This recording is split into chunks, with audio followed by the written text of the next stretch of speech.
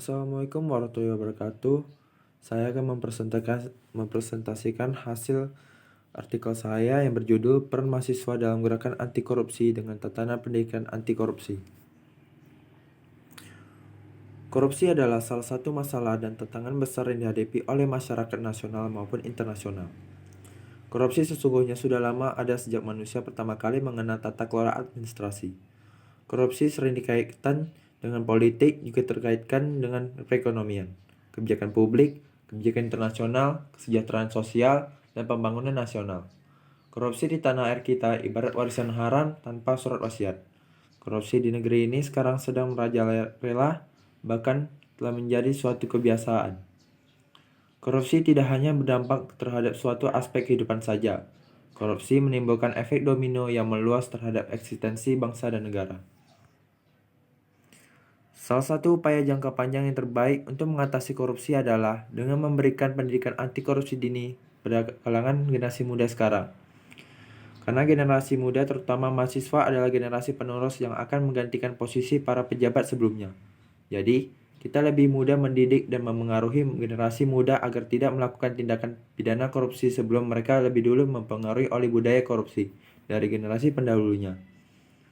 Dengan kompetensi yang mereka miliki tersebut, mahasiswa diharapkan mampu menjadi agen perubahan bagi dirinya sendiri, keluarga, dan lingkungan masyarakat sekitar. Mereka mampu menyuarakan kepentingan rakyat maupun mengkritisi kebijakan-kebijakan yang koruptif, dan mampu menjadi watchdog lembaga-lembaga negara dan penegak hukum. Latar belakang. Faktor internal penyebab korupsi dari diri pribadi, sedang faktor eksternal adalah penyebab terjadi korupsi karena alasan dari luar.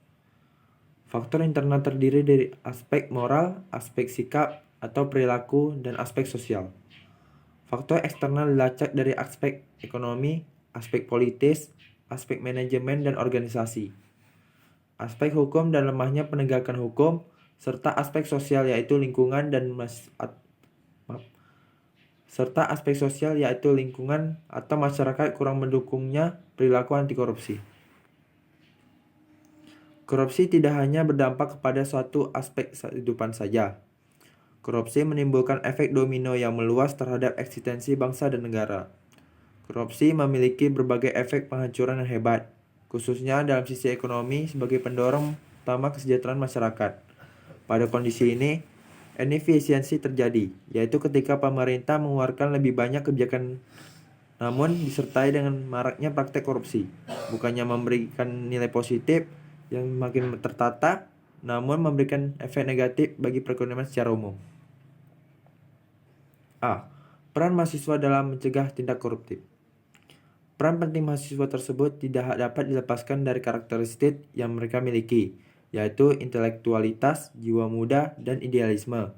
Dengan kemampuan intelektual yang tinggi, jiwa muda yang penuh semangat, dan idealisme yang murni, telah terbukti bahwa mahasiswa selalu mengambil peran penting dalam sejarah perjalanan bangsa ini.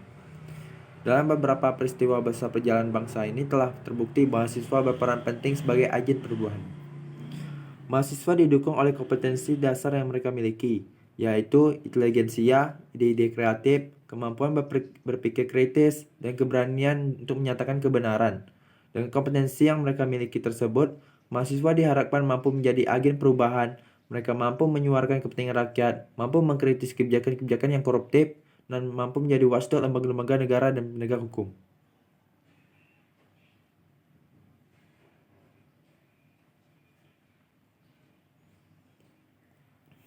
B. Keterlibatan mahasiswa. Keterlibatan mahasiswa di dalam lingkungan keluarga. Internalisasi karakter anti koruptif di dalam diri mahasiswa dapat dimulai dari lingkungan keluarga.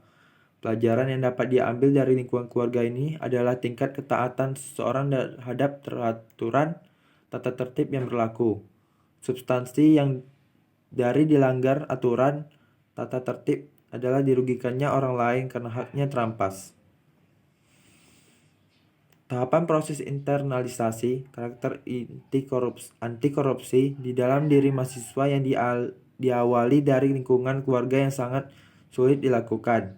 Justru karena anggota keluarga adalah orang-orang terdekat yang setiap saat ketemu dan berkumpul. maka pengamatan terhadap adanya perilaku korupsi yang dilakukan di dalam keluarga sering terjadi jadi biasa. 2. Lingkungan kampus. Keterlibatan mahasiswa dalam gerakan anti korupsi di lingkungan kampus dapat dibagi ke dalam 2 wilayah, yaitu untuk individu mahasiswanya sendiri dan untuk komunitas mahasiswanya. Untuk konteks individu, seseorang mahasiswa diharapkan untuk mencegah agar dirinya sendiri tidak akan berperilaku koruptif dan tidak korupsi.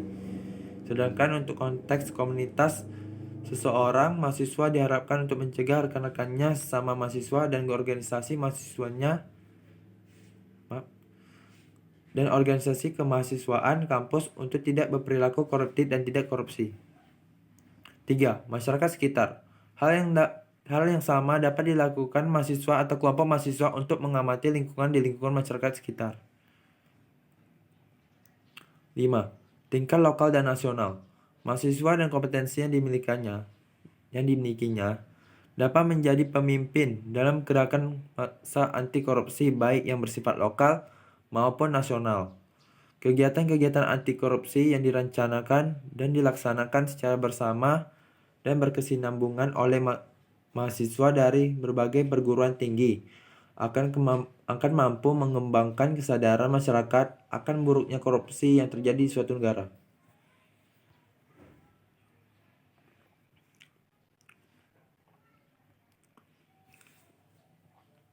C. Peran pendidikan anti korupsi dini di kalangan mahasiswa dalam mencegah terjadinya tindak korupsi. Pendidikan adalah salah satu penuntun generasi muda untuk ke jalan yang benar. Jadi, sistem pendidikan sangat mempengaruhi perilaku generasi muda ke depannya.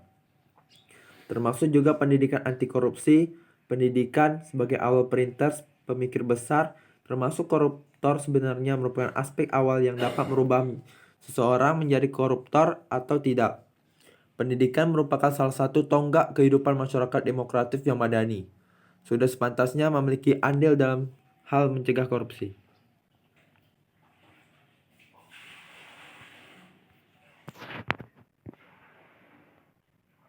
Kesimpulan. Dari pembahasan di atas dapat disimpulkan bahwa pendidikan anti korupsi dini sebagai langkah awal terhadap penanganan kasus korupsi yang dimulai dari diri sendiri dan diharapkan berimplikasi terhadap kehidupan keluarga, masyarakat, bangsa, dan negara. Dalam jangka panjang, pendidikan anti korupsi dini diharapkan mampu mewujudkan pemerintahan yang bersih dan bebas dari KKN, serta mampu melaksanakan Undang-Undang Dasar 45 demi terwujudnya good government. Pendidikan anti korupsi dini diharapkan mampu memberikan pola pikir baru terhadap generasi muda dalam mewujudkan negara yang bebas dari KKN, korupsi, kolusi, dan nepotisme.